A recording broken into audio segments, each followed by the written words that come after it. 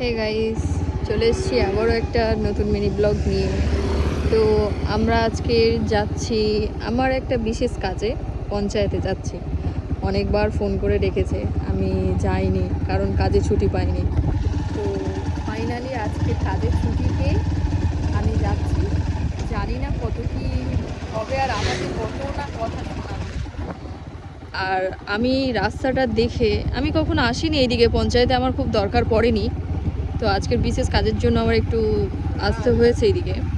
তো আমি রাস্তাটা দেখে আর চারপাশটা দেখে জাস্ট ফিদা হয়ে গেছে। এখানে ফটোশ্যুট করলে এত সুন্দর একটা মানে কী বলবো, পিকচার কোয়ালিটি দিক থেকে এত সুন্দর, মানে কোনো এডিট করতে হবে না, অটোমেটিকলি চলে আসবে চারদিকের ওয়েদারের এত সুন্দর একটা view।